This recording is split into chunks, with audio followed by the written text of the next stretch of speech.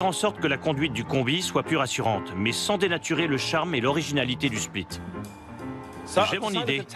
J'ai donc décidé de m'attaquer à la tenue de cap aléatoire du split, un phénomène bien connu sur le modèle, dont l'une des causes se situe ici, au niveau du boîtier de direction.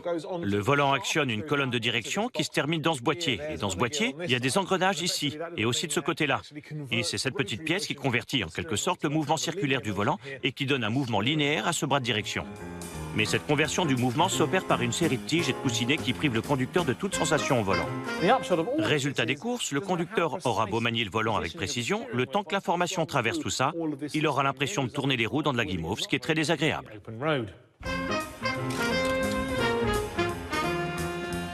Je vais donc remplacer ce fameux boîtier de direction par une crémaillère à la tringlerie beaucoup plus directe. Attention, l'opération n'est pas simple. Je dois d'abord démonter le volant, l'indicateur de sélection, avant de déposer ce fameux boîtier de direction.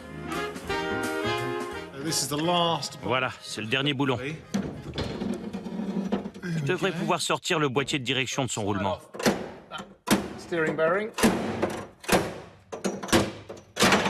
Et voilà, le boîtier et la colonne de direction d'origine.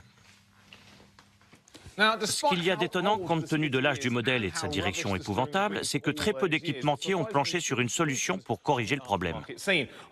J'ai quand même trouvé ce kit conçu et fabriqué au Royaume-Uni. Pour 850 livres, on a quelque chose d'assez complet.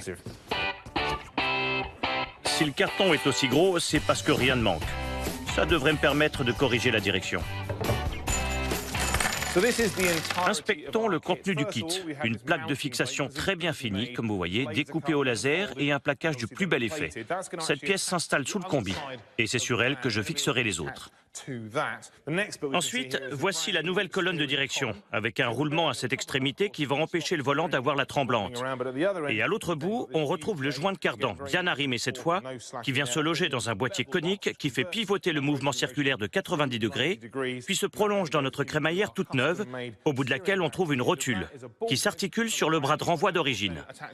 Le mouvement passe ensuite par les queues de biellettes de direction. En gros, l'idée est de juguler le flou et les contre-coups de la direction et de lui donner un niveau de précision appréciable. Je vais d'abord découper un gabarit pour faciliter la mise en place de la plaque de fixation, que je vaporise d'une substance adhésive. Puis, je passe à la découpe. Ensuite, je présente la plaque sous la voiture avant de la percer. Puis je la vaporise d'une couche de protection avant d'y fixer la crémaillère. Engagez toujours toutes les vis avant de serrer la première. L'opération vous sera facturée environ 500 livres par un professionnel, mais je pense qu'elle est à la portée d'un bon bricoleur, à condition d'avoir un bon élévateur.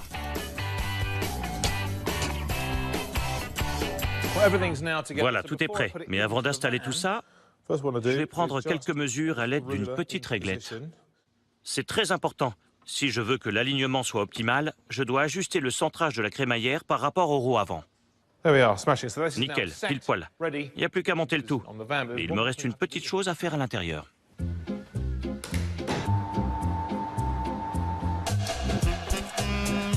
La nouvelle colonne de direction étant un peu plus grosse que l'ancienne, je dois d'abord élargir le passage dans le plancher. Cette fois, je vais pouvoir installer la crémaillère de direction. Et vous allez voir que la visserie n'a pas été laissée au hasard. Il est préférable que les pièces d'une direction de voiture ne se desserrent pas à cause des vibrations. Ils fournissent donc ce qu'on appelle des écrous auto-freinés. Comme vous le voyez, l'orifice ici n'est pas rond, mais ovale. Et lorsque l'écrou est serré sur une vis, la partie taraudée se déforme et bloque le filetage sur le flanc de l'écrou. C'est grâce à ce blocage que l'écrou reste en place, même en présence de fortes vibrations. Bref, c'est très utile.